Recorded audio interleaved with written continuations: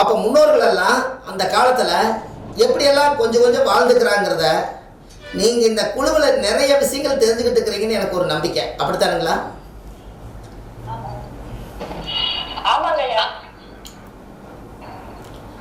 ஒரு நோய் வந்துட்டாலும் கூட ஒரு பூசணிக்காய், பரங்கிக்காய்ன்னு சொல்லுவாங்க, அரசாணிக்காய், அந்த காயை மடியில் வச்சு என்னோட நோயெல்லாம் இதோட தீரணும்னு சொல்லி சாமி கும்பிட்டு கோயில் வாசலில் யாரோ ஒருத்தர் கையில் கொடுத்துட்டு வந்துட்டீங்கன்னா அந்த காலத்தில் இந்த நோய் வந்து அதோட விட்டு போயிருமா.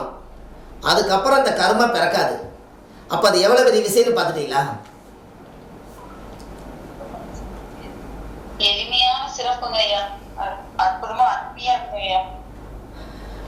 ஏன்னா புள்ளை ஒரு அடி பூசணிக்காய் ஒரு அடியாமா.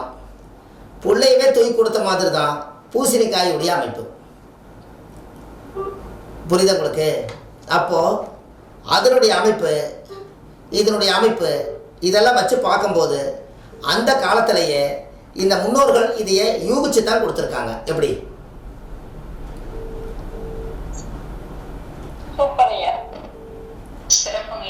அதாவது புள்ளை அந்த காலத்தில் ஸ்கேனிங் கிடையாது. அந்த காலத்தில் ஸ்கேனிங் கிடையாது. அப்போது ஸ்கேனிங் இல்லாத காலத்தில் ஒரு விஷயத்தை செஞ்சுருக்காங்க. என்ன விஷயத்தை செஞ்சுருக்காங்கன்னு உங்களுக்கு தெரியுமா? புள்ளைய அடித்தா என்ன நடக்குன்னு சொல்கிறதுக்காக ஒரு பெரிய குச்சி எடுத்து ஒரு 5-6 அடி அடித்து போட்டாங்க. ஒரு பெரிய குச்சி எடுத்து ஒரு 5-6 அடி அடித்து போட்டாங்க. 5-6 அடி அடித்ததுக்கப்புறம் அதே போல் பூசணிக்காயும் ஒரு 5-6 அடி அடிச்சிருக்காங்க. ஒரு வாரம் கிளம்பிச்சு பூசணிக்காயை அறுத்து பார்த்துருக்காங்க. அந்த பூசணிக்காயுடைய காயில் கந்தி கடந்திருக்குது. இப்போ கந்தி கடந்தோடனே அந்த பிள்ளை போய் பார்த்துருக்காங்க.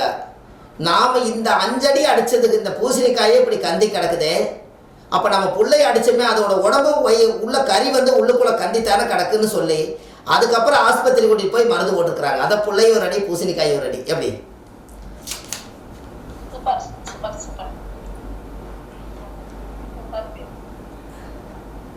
அப்போது அந்த ஸ்கேனிங் இல்லாத காலத்தில் எப்படியெல்லாம் ஆராய்ச்சி பண்ணி அதை எடுத்துருக்கிறாங்கன்னு பாருங்கள். அப்போது அந்த முன்னோர்கள் எல்லாம் அந்த காலத்தில் ஒரு சரியான விஷயத்தால செய்திருக்காங்க.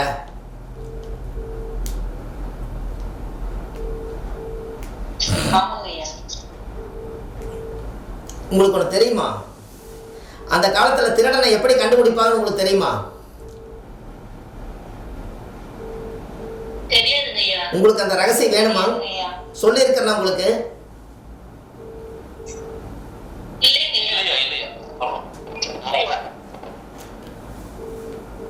அதாவது அந்த காலத்தில் அரண்மனையில் வந்து நிறைய பேர் இருப்பாங்களா.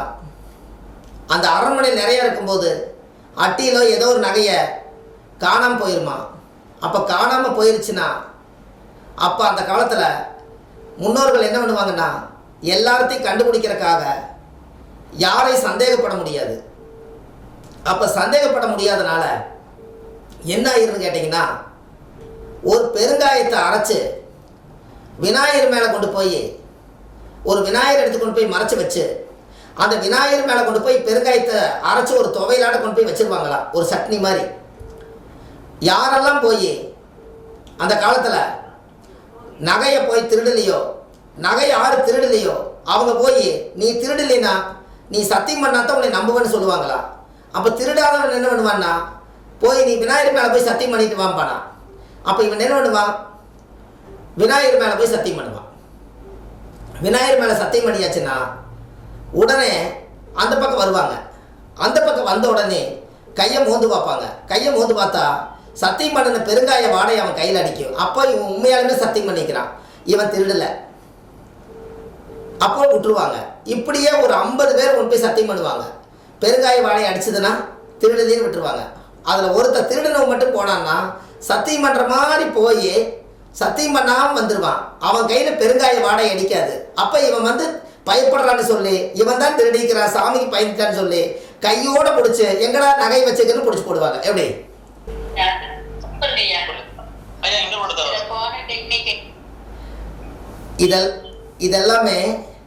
இதெல்லாம் நீங்கள் தெரிஞ்சு வச்சுக்கணும். இன்றைக்கும் வந்து ஒரு திருடனை கண்டுபிடிக்க முடியும்னா, இப்படி நகையை காணோம்னா அந்த வீட்டுக்குள்ளே இருக்கிற நகையை அரசாங்கம் கண்டுபிடிச்சி கொடுக்கவே வேண்டியதில்லை. இந்த ஒரு விநாயகர் கொண்டு போய் வச்சு ஒரு ரூம்குள்ளே கதவை சாத்தி நீ போய் தொட்டுட்டுவான்னு சொன்னாலே உங்களுக்கு அது ஆட்டோமேட்டிக்காக அந்த வேலை நடந்துடும். ஒரு விநாயகர் ஒரு ரூம்குள்ளே வச்சு அந்த வீட்டில் 10 பேர் வேலை செஞ்சால் அதில் யார் போய் தொடாமல் வெளியில் வர்றானோ அவனை வந்து செக் பண்ணுவாங்கன்னு நம்மளுக்கு தெரியாது. அவன் போய் தொடாமல் உள்ளே போயிட்டு வெளியே வந்துடுவான். வந்தோடனே பிடிச்சி போடலாம். எப்படி உங்களுக்கு அந்த காலத்தில் இன்றைக்காவது வந்து பெரிய பீர்வாவில் பூட்டி பத்திர டாக்குமெண்ட்டு நகை நட்டு எல்லாம் வச்சு போட்டு ஊர் செவிக்கு போகிறீங்க. அன்றைக்கி இந்த ஓலை குடிசுக்குள்ளே வச்சு காப்பாற்றிருக்காங்க. இந்த ஓலை குடிசுக்குள்ளே போய் அவங்க அந்த காலத்தில் ஓலை குடிசையில் போய் வச்சுருந்துக்கிறாங்க. எப்படி திருடன் கட்டுறது தப்பிச்சாங்கன்னு உங்களுக்கு தெரியுமா அந்த ரகசியம்? எப்படிங்க? அந்த ஓலையில் பார்த்தீங்கன்னா மூங்கில் இருக்கும். இந்த மூங்கிலுக்குள்ளே பார்த்தீங்கன்னா வவ்வால் போய் குடியிருக்கு. அந்த காலத்து வீட்டில் பார்த்துருக்கீங்களா? அந்த வவ்வால் குடி இருக்கிற இடத்துல போய் ஒரு குத்தூசி விட்டு இடிச்சாங்கன்னா ஒரு கணுவு உடஞ்சி ஃபுல்லாக அது வரைக்கும் நீளமாக போகும்.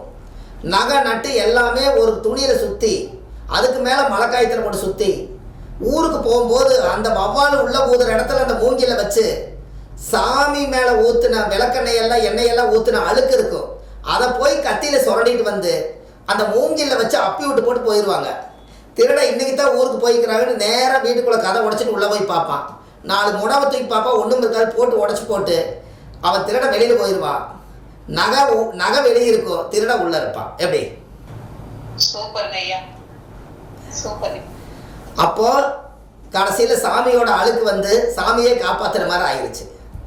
அப்போ அந்த காலத்தில் எப்படியெல்லாம் வாழ்ந்துருக்காங்கன்னு பாருங்க. இதெல்லாம் நம்ம நினச்சி பார்க்கும்போது சரியான விஷயமா இல்லையா? சொல்லுங்க. என்னங்க? சரியான விஷயம். தெளிவான துல்லியமான செயலா இருக்கு. ஆமா. அதனாலதான் உங்க வீட்டில் மூங்கில் செடி வளர்த்துனீங்கன்னா காசு வரும். மூங்கில் செடி வளர்த்துறவங்க வீட்டில் காசு வரும். என்ன காரணம்? இப்போ பாருங்க, ஏதாவது ஹோட்டலில் பாருங்க, இந்த சைனாக்காரர்களாட்ட மூங்கில் செடி வச்சுருப்பாங்க. பெரிய பெரிய ஹோட்டல்லாம் பார்த்தா மூங்கிலை கட் பண்ணி அந்த மூங்கில் செடியை அழகுபடுத்தி அழகாக வச்சுருப்பாங்க. அங்கே 4 ஆடிக்கார் 4 பென்ஸ்கார் வந்து சாப்பிட்டு போவாங்க காசு போட்டு. அது காரணம் என்னென்னா, மூங்கிலுக்கு மட்டும் பணத்தை ஈர்க்கக்கூடிய சக்தி மூங்கிலுக்கு உண்டு.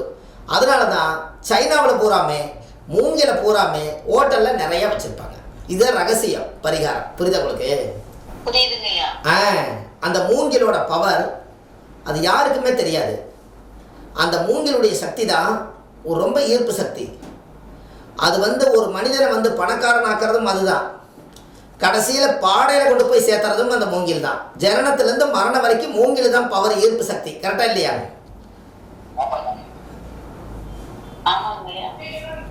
ஒருத்தர் இறந்துட்டாங்கன்னா என்னங்கய்யா? சைனீஸ் வாசம் போட்டு மூங்கில வச்சிருப்பாங்க. அதுல காசு கூட சுருட்டி வச்சிருப்பாங்க. காசு சுருட்டி வச்சிருப்பாங்க. ஒரு 10 ரூபாய் 20 ரூபாய்.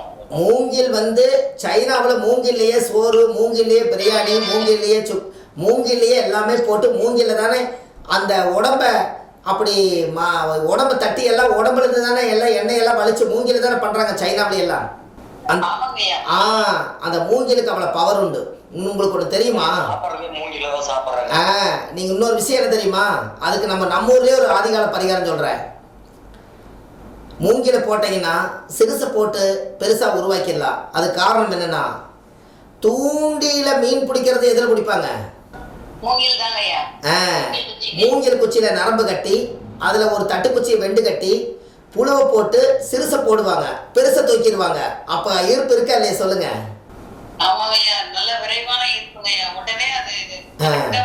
அது மீன் எங்கேயோ இருக்கு. அந்த புழுவோட வாசம் தண்ணிக்குள்ள எப்படி தெரியும்னே தெரியல. ஆனா புழுவை வந்து அப்படி ஒரு எவ்வளவு பெரிய மீனும் எங்கிருந்தும் அது அங்க வந்து டக்குன்னு கடிக்கும் போது தூக்கிடுறாங்க. அப்போ அந்த காலத்துல அந்த மூங்கில் கையில வச்சிருக்கும் போது அவன் ஜெயிச்சிடறான். அவன் வீட்டுக்கு வந்து முளகரைச்சி வை, நம்பிக்கையோட மீன் கொண்டு வர, தென்பட்டால் கொண்டு வருகிறேங்கிற பேச்சே கிடையாது. மிளகு அரைச்சி வையின்னு சொல்லிட்டு தான் தூண்டி எடுத்துட்டு போறான். 1 கிலோ மீனாவது பிடிச்சிட்டு வந்துடுறாங்களா இல்லையா சொல்லுங்கள்? ஆமாங்க ஐயா. இன்னும் சொல்ல போனால் மீன் பிடிச்சிட்டு வந்தோடனே அவங்க டெய்லி தொழிலே மீன் பிடிக்கிறதா இருந்தாலும் கூட அந்த காசு வருங்கிறது காரணமே அந்த தூண்டி போட்டோன்னே மீனை பிடிச்சோடனே ரோட்டில் விற்றுட்டு வரக்கு முன்னாடி மீனை பார்த்தாலே அழகாக இருக்குது, யாரோ ஒருத்தர் வாங்கிடுவாங்க, காசு ஆயிரும். அப்போ மீன் அப்போ மூங்கிலுக்கு காசு வருமா வராதா? வருங்க ஐயா. இதுதான் இதனுடைய ரகசியம். அப்போ இதனுடைய சமாச்சாரங்கள், அதனுடைய அமைப்பு இதெல்லாம் வச்சு பார்க்கும்போது அப்போ மூங்கில் செடி நீங்கள் சாதாரணமாக அந்த இப்போ ஒரு ஜெல் மூங்கிலும் கூட ஒன்று இருக்கே, அது கூட உங்களுடைய வாசலில் உங்கள் டேபிளில் வச்சுக்கோங்களேன். கரெக்டுங்களா? அது ஒரு ரெட் கலர் ரிப்பன்ல கட்டி அந்த செகப்பும் பச்சையும் கலந்தாப்புல ஒரு காம்பினேஷன்ல அடுக்கடுக்கா வந்து வச்சு கொடுப்பாங்க ஐயா.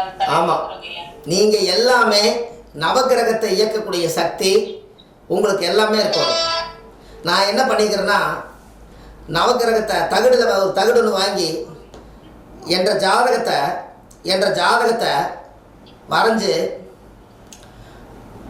டேட் ஆஃப் பர்த் டைம் எல்லாம் வரைஞ்சி ஒரு நல்ல காப்பர் தகட்டில் ஒரு பெரிய ஒரு மண் பானை, ஒரு மீன் குழம்பு வைக்கிற மாதிரி ஒரு மண்ணில் ஒரு சட்டி வடச்சட்டி மாதிரி வாங்கி இந்த தகடை நம்ம ஜாதகத்தை அதில் வச்சு அதுக்கு மேலே லைட்டாக செம்மண்ணை போட்டு அதுக்கு மேலே நான் 9 நவதானியத்தை போட்டு இவ்வளோ வெறுசு வளர்த்தி வச்சுருக்கேன்.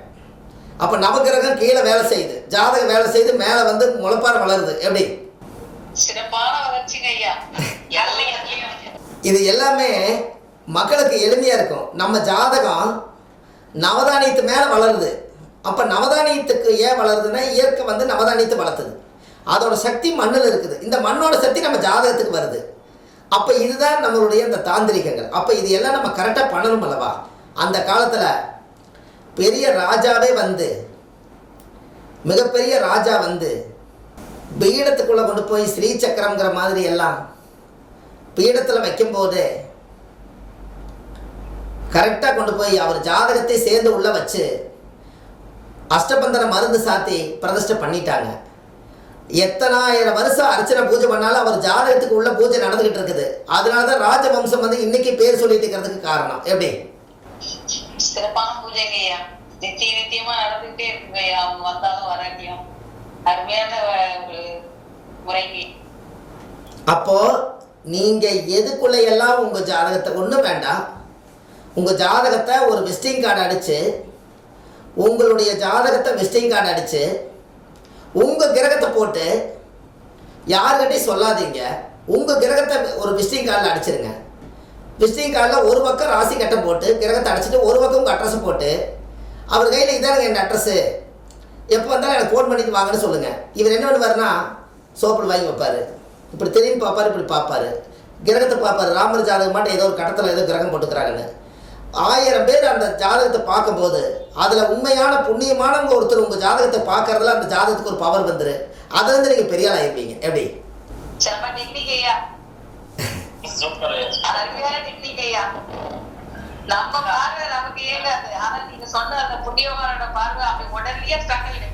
உயிர் வந்துடும். அந்த கண்ணில் இருக்கிற உயிர் வந்து அந்த எழுத்து மேலே பட்டுதுன்னா அந்த எழுத்துக்கு உயிர் வந்துடும். ஐயா, யாருன்னே தெரியாத ஊரில் நீங்கள் போய் குடும்பம் நடத்திட்டு கூடியிருக்கிறீங்க. அந்த ஊர் பேரை கொண்டு போய் உங்களுடைய அட்ரஸில் போடுறீங்க. உங்கள் ஜாதகத்தவே நீங்கள் போட்டு கொடுக்கறதுல என்ன தப்பு? போடலாங்க ஐயா. ஐயா டேட்டு அந்த மாதிரி எல்லாம் இல்லாம கண்டகம் போட்டு நடுவில் என்னங்க ஐயா போடலாம்? நீங்கள் ஜாதகத்தை மட்டும் போட்டுருங்க, வேற எதுவுமே திசாபுத்தி எல்லாம் போடாதீங்க. ஒரு ஜோசியர்னா கிரகத்தை கணிக்கிறவர், அதனால கிரகத்தை போட்டிருக்கிறார் அப்படின்னு ஒரு அடையாளம் பின்னாடி. முன்னாடி உங்களுடைய எந்த ஊரில் பிறந்தீங்க, எந்த ஊரில் ஆஃபீஸ் வச்சுக்கிறீங்க, உங்களோட கான்டாக்ட் நம்பரு, அது எப்படி வர்ற வழி, அட்ரஸ், இதை போடுங்க. ஒரு 1000 விசிட்டிங் கார்டு அடிச்சுன்னா வெறும் 300 ரூபா தான். ஆனால் யாரோ ஒருத்தர் புண்ணியவானுடைய கண் அது பட்டுச்சுன்னா அது புண்ணியவான் மட்டும் இல்லை, நம்ம ஜாதகமே புனிதமாக மாறிடும்னு சொல்ல வர. சூப்பர் ஐயா, ரொம்ப சிறப்பான டெக்னிக். அதை விரும்பி செயல்படுத்துகிறேன். நன்றி ஐயா. இதில் நீங்கள் இதை செய்யுங்க, உங்களுக்கு இதில் பெரிய மாற்றம் ஏற்படும். உங்கள் வாழ்க்கையில் நீங்கள் நல்லா இருப்பீங்க. முதல்ல நம்ம இப்போ நீங்கள் ஒரு மேடையில் போய் பேசும்போது நம்மளை பற்றி இன்னொருத்தர் பேசுவாருன்னு நினச்சி கடைசி வரைக்கும் அவர் மேலே பேசவே இல்லைன்னு கோவப்பட்டு வர்றதை விட உங்களை நீங்களே சொல்லிட்டு வாங்க உங்கள் திறமை பற்றி. உங்கள் பேரை நீங்களே சொல்லுங்கள். நான் தானே ஜோசியர்னு சொல்லுங்கள். நான் தானே ஜாதகம் 27 வருஷமாக 30 வருஷமாக பார்க்குறேன்னு சொல்லுங்கள். என்கிட்ட நிறைய கிளைண்ட் வர்றாங்கன்னு சொல்லுங்கள். நான் செஞ்சு கொடுத்த பரிகாரங்கள் நல்லா இருக்குதுன்னு சொல்லுங்கள். நீங்களும் வந்து செக் பண்ணி பாருங்கள். ஒரு முறை எங்கிட்ட ஜாதகம் பார்க்க வாங்கன்னு மேடையில் சொல்லிட்டு வாங்க. உங்களை நீங்களே சொல்லுங்கள். உங்களுக்கு நீங்களே மரியாதை கொடுத்த மாதிரி ஆயிரும். இன்னொருத்தர் எதுக்கு நம்மளை சொல்லுவார்? அவர் புறப்படி சொல்லாம விட்டார்னா நீங்கள் எப்படி பேர் வளர்ந்து வரும்? உங்களுக்கு ஒன்று தெரியுமா? நம்ம குழுவில் ஒரு விஷயம் போடுவேன். நான் எப்போ பேசினாலும் பாரம்பரிய, திருவள்ளுவர் குல வம்சம், பிரசன்ன ஜோதிடர், சுப மாரிமுத்து, திருப்பூர்லேருந்து இந்த பதிவு உங்களுக்காக அப்படி சொல்லிட்டு தானே மற்ற சொல்கிறேன்.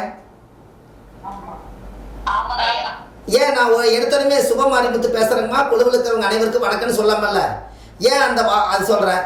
ராஜா ஒருத்தர் வர்றாருனாலே ராஜாதிராஜன், ராஜகம்பீரன், ராஜகுலோத்தாண்டன், ராஜவதி இங்கேயோ இருந்து சென்னிமலையிலிருந்து வருகிறார்.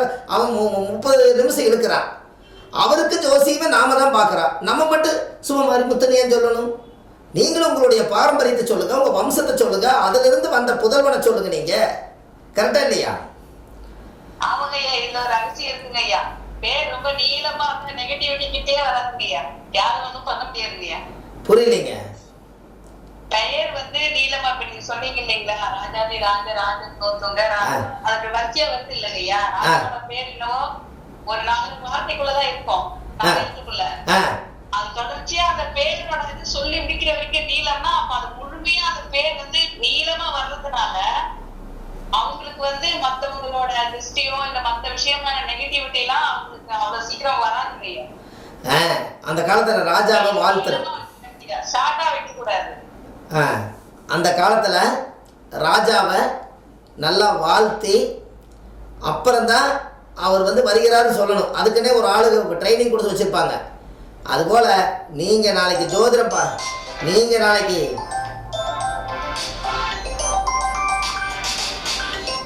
நீங்கள் நாளைக்கு ஜோதிடம் பார்க்குற மாதிரி இருந்தால், நாளைக்கு நீங்கள் ஒவ்வொரு ஜோசியரும் ஒரு ஆதீனம் வருகிறார் அப்படிங்கிற மாதிரி நீங்கள் ஒரு கோயில் பிரசனம் பார்க்க போகிறீங்கன்னா, நாளைக்கு உங்களுக்கு வந்து ஒரு ஜோதிடர் வந்து அந்த கோயில் பழுதடைந்த கோயிலை எடுத்து ஒரு ஐடியா சொல்லி அது கும்பாபிஷேகம் பண்ணுறதுக்கு நீங்கள் தான் காரணம்னா, முதல் கோயிலுக்கு வந்த உடனே ஜோசியருக்கு மரியாதை செலுத்துவீங்களான்னு முதல்ல கேளுங்க. என்ன மரியாதை செலுத்தணும்னு கேட்பாங்க. முதல்ல யார் வந்து ஜாதகம் பார்க்க பிரசனம் பார்க்க போனால் முதல்ல ஜோசியர் கொடுக்க வேண்டிய மரியாதை கொடுப்பீங்களான்னு கேளுங்க. அவர் கேட்பார், நீங்கள் என்ன மரியாதை கொடுக்கணும்னு கேட்பார். ஐயா, உங்களால் முடியாத ஒரு விஷயத்தை என்னால் செய்ய சொல்கிறீங்க. அப்போ நாங்கள்லாம் நவகிரகத்தினுடைய தூதர்கள். எங்களுக்கு முதல் வந்து இந்த ட்ரஸ்ட் வச்சு யார் நடத்துகிறீங்களோ அதில் யாரோ ஒருத்தர் பெரியவங்களோ எல்லாத்தையும் வர வச்சு வயசுக்கு தகுதியானவங்களை வச்சு முதல்ல ஜோசியருக்கு காலில் முதல் தண்ணி ஊற்ற சொல்லி அவங்களுக்கு பாத பூஜை பண்ணி, நீங்கள் ஒரு மஞ்சள் அரிசி கையில் எடுத்து இந்த இடத்துல இருக்கிறவங்க எல்லோரும் நல்லா இருக்கும்னு 2 கையில் போட்டுட்டு, அதுக்கப்புறம் நீங்கள் போகும்போது அவங்க நம்மளுக்கு மாலை போட்டு நம்மளுக்கு ஒரு பரிவட்டம் கட்டி நம்மளை கூட்டிகிட்டு போய் கோயிலில் உட்கார வச்சு அதுக்கப்புறம் நீங்கள் சோழி உருட்டுங்க. உங்களுக்கு இருக்கிற மதிப்பு சிறப்பான மதிப்பாக இருக்குது. எப்படி?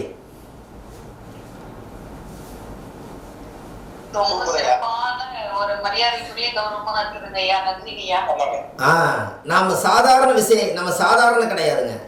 நாம தான் சாதகத்தை உருவாக்குறோம், நாம தான் ஜாதகத்தை கணிக்கிறோம். ஒரு குழந்தை பிறந்தா ஒரு வெள்ளை பேப்பர் எடுத்து நிகழும் சுப நமஸ்து மங்களகரமான தூய தமிழ் வருஷ மாதம் தேதி கிழமை திதி நட்சத்திரம் யோகம் கரணமெல்லாம் எழுதி ஒரு ராசி கட்டம் போட்டு அதில் கிரகம் அடைச்சு அதுக்கு மகாதிசை பிரித்து திசாபுத்தி எல்லாம் பிரித்து நம்ம ஜாதகத்தை அமைச்சு இன்னன்னாருக்கு இந்த குழந்தை பிறந்ததுனால இந்த ஜாதகர் பிறந்து இந்த வாரிசுனால இன்னாரும் நல்லா இருப்பீங்கன்னு சொல்லி நீங்கள் தான் ஜாதகத்தினுடைய அந்த குழந்தையோட ஜாதகத்தை உருவாக்குறீங்க. அப்போ கடவுளுக்கு அடுத்தது நீங்கள் தான் உருவாக்குறீங்க. அப்போ கடவுளுக்கு அடுத்த உருவாக்குனவரை ஏனோ தானோன்னு நினைக்கிற இடத்துக்கு நீங்கள் போகக்கூடாது. எப்படி? பெரிய உண்மையா? அப்படி இல்லைன்னா என்னோட ஆஃபீஸ்க்கு வா, வெத்தலைவாக்கு பூ பழத்தை கொண்டு வாங்க, இங்கே உட்காந்து ஜாதகம் பார்த்துட்டு போங்க, உங்களை யார் வேண்டாங்கிறா அப்படி சொல்லிடுங்க. நீங்கள் போனால் நம்ம ஒரு ஆதீனம், நாம் போய் அந்த பிரசனை பார்த்து அந்த இடத்த சுற்றி என்ன பிரேதம் இருக்குது, என்ன பேரழிவு நடந்திருக்குது, என்ன பிரச்சனையினால மனம் குழம்பி உட்கார்ந்துருக்காங்க எல்லாத்தையும் தெரிஞ்சு நீங்கள் ஒரு சரியான அமைப்பை எடுத்து நீங்கள் அதை பண்ணணுமல்ல. அப்படி பண்ணுனா அந்த கோயில் உங்களால் 5 கால பூஜை நடந்து அந்த சாமி கருவறைக்கு உங்களுக்கு சொந்தமாக இருந்தால் தான் நீங்கள் உங்கள் அந்த கருவறைக்கு அதை பிரசனம் பார்க்க முடியும். அப்படி இருந்தால் அப்படி பிரசனம் பார்த்து அந்த கோயில் பாலடைஞ்சு கிடக்கிற கோயில் உங்களால் அது விளக்கேற்றியாச்சுன்னா உங்கள் வம்சத்தில் என்னென்ன பாவங்கள் பண்ணியிருந்தாலும் 7 தலைமுறையில் என்ன பாவங்கள் சதி செய்த தோஷங்கள் உயிரை மடித்த தோஷங்கள் எது இருந்தாலும் நீங்கள் ஏற்றி வச்ச விளக்கு 5 கால பூஜை நடந்தால் உங்கள் வம்சத்துக்கே தோஷம் உங்களால் அது நிவர்த்தியாக போகுது. எப்படி?